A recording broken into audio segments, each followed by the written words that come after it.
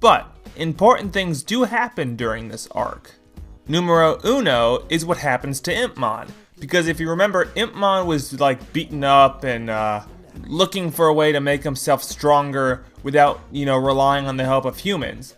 So this magical light starts talking to him, and the magical light transports him to the digital world, to the domain of one of the Devas, and he says that if Impmon pledges to eliminate Takato, Guilmon, and the others, that he can give him the one thing that he wants most, which is ultimate power.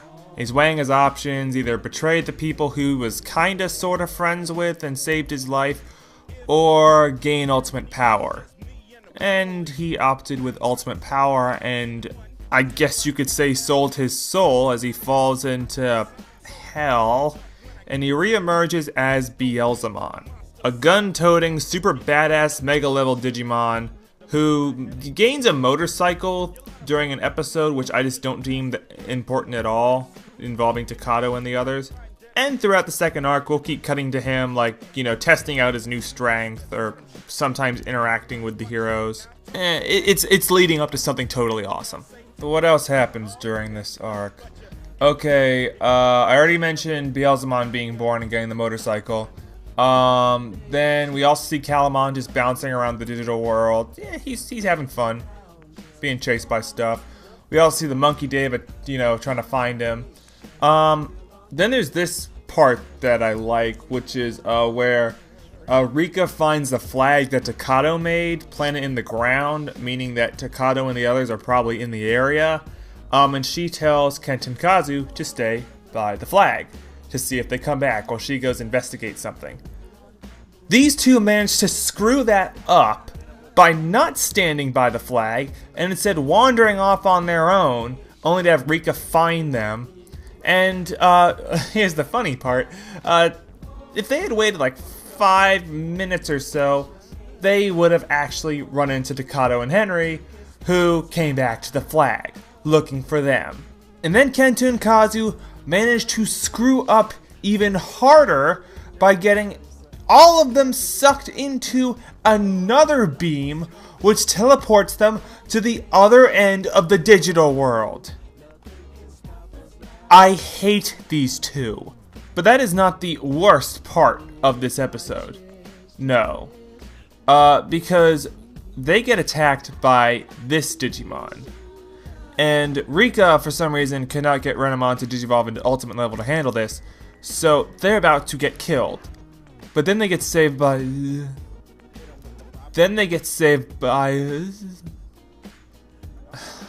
I can't do this now. I need some help. Hold on. Yeah. This Figaro in the studio with 4 sound. Ha.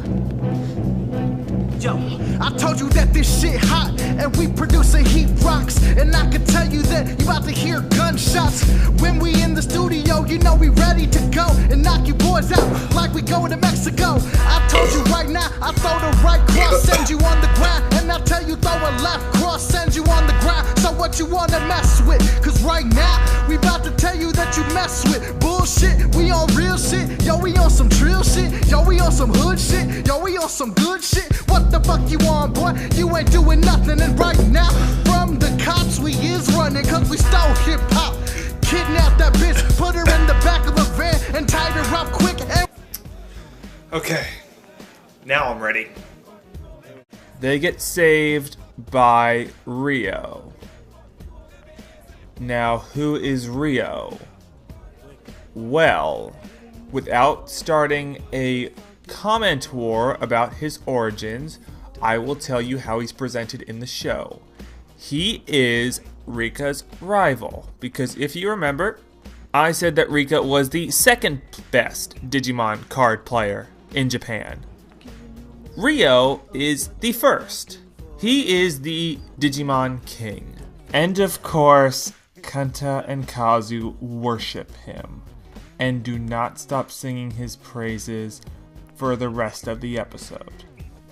Now, I have listed many times why I don't like Rio, why I despise him, why I think he is a cancer on the series, why I think he is the worst character ever developed, and, well, I'm not going to list those reasons here now. I'm going to save those for later. So if you're not entirely sure as to why I don't like Rio, I suggest you can either go back and watch some of my older videos where I discussed him, or just wait until I get to the character sections, because we're going to talk about him for quite a bit, I imagine. We do learn that Rio apparently has been in this digital world for quite a while, and he's got his Digimon here, Cyberdramon, who just growls constantly and wants to fight all the time.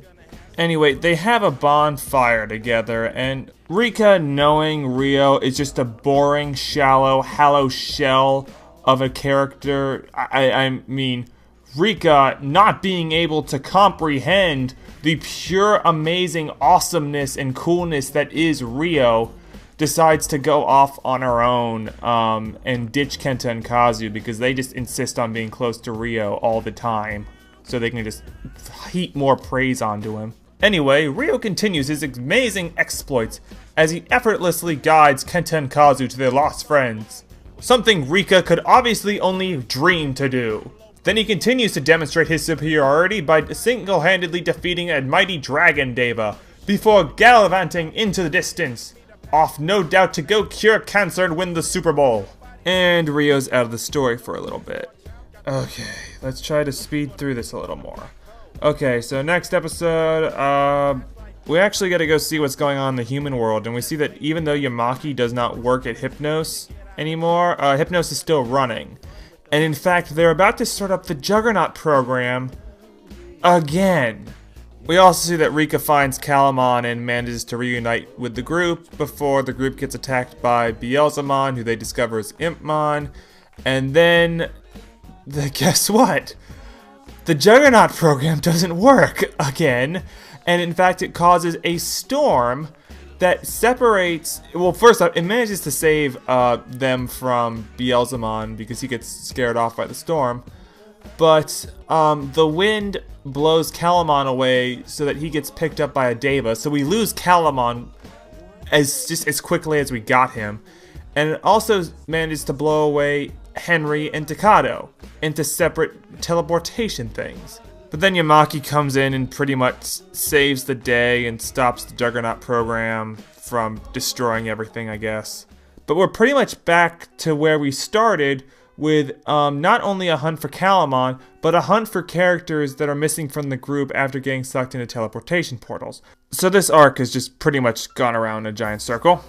And then after this, we have an episode that's supposed to build Jerry and Leomon's relationship, and that part's fine. It's pretty much the plot to that old Japanese legend about the 8-headed snake, Arachi. So if you know that legend, you pretty much know the plot to this episode. But the big important thing that happens is Kazu becomes a Digimon tamer. Because there was this Digimon, Andromon, who was trying to fight Arachimon, but kept losing because he's weak. And he de-digivolved to Garjamon, and Kazu, I guess, became his tamer. I would complain about this, but Garjamon's actually kind of funny. And also, I like to see, like, Digimon types that are usually just, like, just grunts that get knocked down by the dozens, you know, actually kind of have a more meaningful role in a story, like Nightmon in Cross Wars. You know what I mean? But, okay, now this season gets a little complicated. Because Henry and Takado are together, and after Henry pretty much describes the concept of the Matrix to Takado, they manage to find a sleepy ghost-like human who they find out is Shibumi, one of the original monster makers who they think is responsible for passing out the blue cards, and who apparently Yamaki was hunting for. So he's here now. And remember that Digimon God in 02 that, you know, had that huge exposition dump? Well, it's got nothing on Shibumi's exposition dump, because he claims to have created everything including Takato and Henry. First, he explains the Digivices are what he calls arcs, which are mainly just there to store data. Then he explains what Diginomes are. These little white things that you can kind of see flying around. I didn't mention them because they just didn't seem that important to the plot. And how they they build things and can grant wishes or something. And how they built Guilmon. And then Takato says, oh, so does that mean that Guilmon was specifically created for me? And then Shibumi responds, well, how do you know you weren't specifically created for Guilmon? And then he explains that the Devas aren't evil because they think they're protecting the digital world from the humans, and that good is only a point of view, and that the new evolution of humanity and the Digimon will only come when the digital world realizes that it cannot separate from the human world, and they begin working together to create a new, better world. This is a very complex episode, because I'm a sci-fi guy and I get a lot of this stuff, but I could see this could really lose, especially young kids, because in the beginning it starts off with the whole as long as we don't think that the water will drown us, therefore it won't, because it's a computer world, and therefore the only limitations it has is on the limitations we give it. Then there's the whole who was created for who? Were the Digimon created for the humans, or were the humans created for the Digimon? And then maybe the Devas are the good guys if we think about it this way. To me, it's kind of like if Morpheus, Koizumi, and Palpatine all tried to explain their ideologies and beliefs in one episode, and then just tried to tie it all together and relate it to Digimon somehow. And I kind of like it. It makes sense in that sort of sci-fi way. It's just that it's so much exposition and talking all at once, it can seem a little bit much. But enough of that, because we've got to get to really important parts of the story. Like Susie becoming a Digimon tamer. But uh-oh, her Digimon partner is a Deva. How is this gonna work out? Well, after the Deva realizes that one of his Devas is consorting with a human, he takes away all of her powers, making her a rookie level. Oh, it's Lotmon. Yeah. Henry hitches a ride from Shibumi, and they meet up with Susie and unite. Yay!